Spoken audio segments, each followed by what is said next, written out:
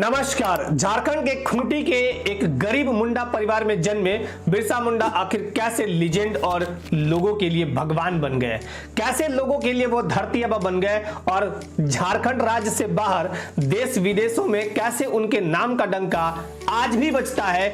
आइए आज के इस वीडियो में समझते हैं। जनजातियों के मसीहा कहे जाने वाले बिरसा मुंडा का जन्म 15 नवंबर 1875 दिन बृहस्पतिवार को खूंटी के अड़की प्रखंड के उलीहातू गांव के एक मुंडा गरीब परिवार में हुआ था। जब इनका जन्म हुआ उस समय उलीहातू लोहरदगा जिला अंतर्गत बंगाल प्रेसिडेंसी में आता था। बाद में यही क्षेत्र बिहार राज्य के रांची जिले में पड़ा और रांची से 12 सितंबर 2007 को जब कटकर खूंटी हुआ तो इनका जन्म स्थली अभी वर्तमान समय में खूंटी माना जाता है। बिरसा के जन्म को लेकर अलग अलग मान्यताएं और अलग अलग रिकॉर्ड्स दर्ज हैं। बर्लिन ईसाई मिशनरी से प्राप्त दस्तावेज के आधार पर देव और मैथ्यू ए का कहना है कि इनका जन्म 22 जुलाई 1872 को हुआ था। वहीं सुरेश कुमार सिंह ने अपनी पुस्तक बिरसा मुंडा और उनका आंदोलन में बिरसा का जन्म वर्ष 1872 बताया है। लेकिन तमाम मान्यताओं के बावजूद बिरसा का जो वास्तविक जन्म है वो है 15 नवंबर 1875, क्योंकि भारत सरकार ने भी वर्ष 2021 में जनजातीय गौरव दिवस इसी दिन को मनाने का फैसला भी लिया है।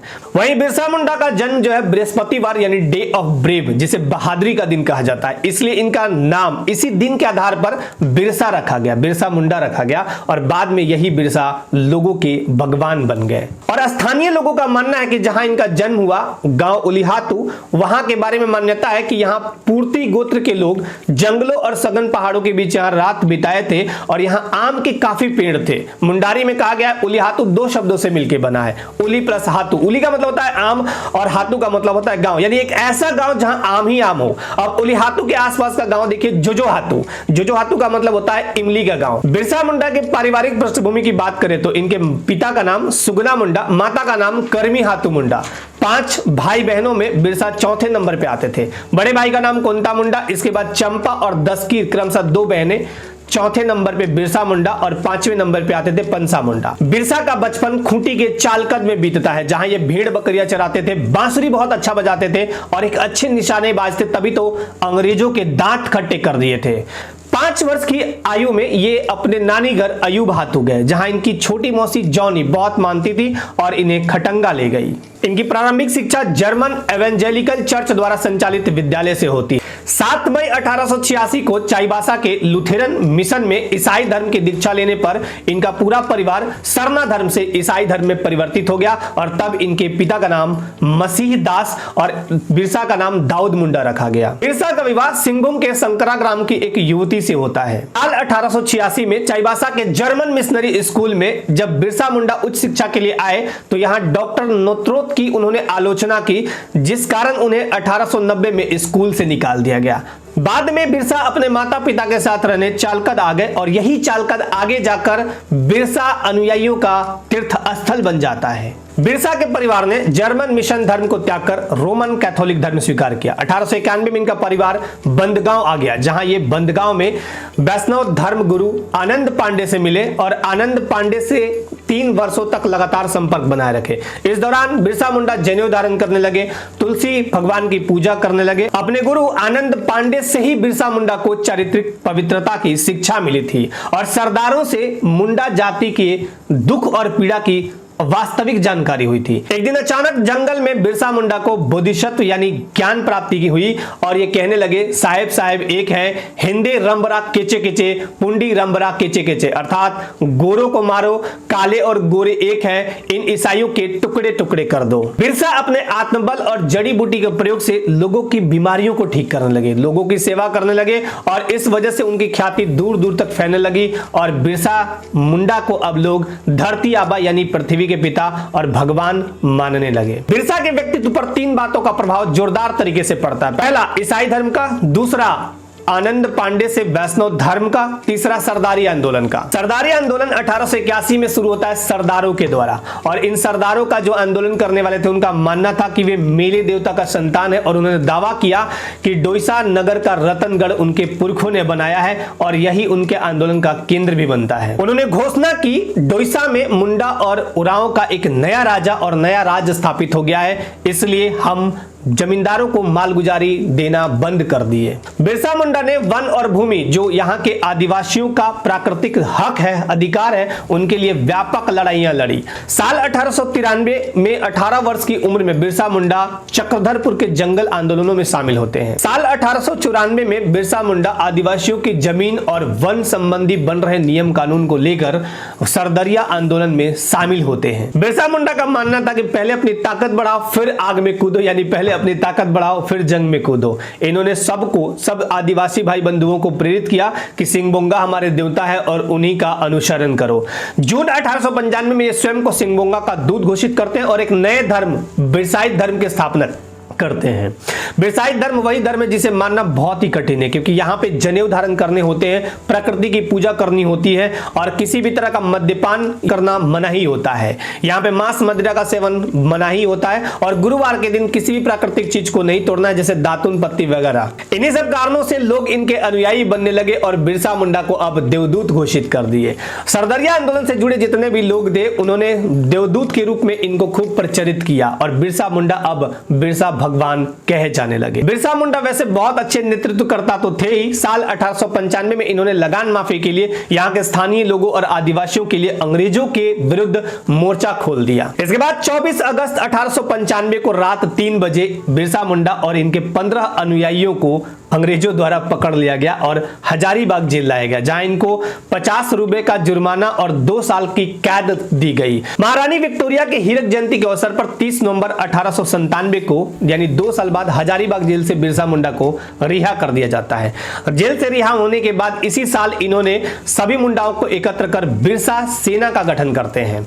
इसके बाद बिरसा मुंडा ने उलगुलान यानी महान विद्रोह शुरू किया, जो महाजनों, यहाँ के साहूकारों और अंग्रेजों के विरुद्ध था। डोंबारी पहाड़ी ये जो खूंटी के निकट है, ये बिरसा उलगुलान का केंद्र बनता है। 25 दिसंबर 1899 को बिरसा आग लगाकर और तीर चलाकर वास्तविक विद्रोह की शुरुआत करते हुए कहा, हम ब्रिटिश शासन तंत्र के खिलाफ विद्रोह की घोषणा करते हैं। विद्रोह का बहुत प्रसिद्ध गीत काटोंग बाबा काटोंग, साहेब काटोंग काटोंग, रारी काटोंग काटोंग, अर्थात काटो बाबा काटो, यूरोपियों को काटो, दूसरी शोषक जातियों को काटो। विद्रोहियों ने कई जगहों पे तीर और आग से कहर बरसा रखी थी। ऐसे में उपायुक्त H.C. स्ट्रीटफील्ड को जानकारी मिलती है।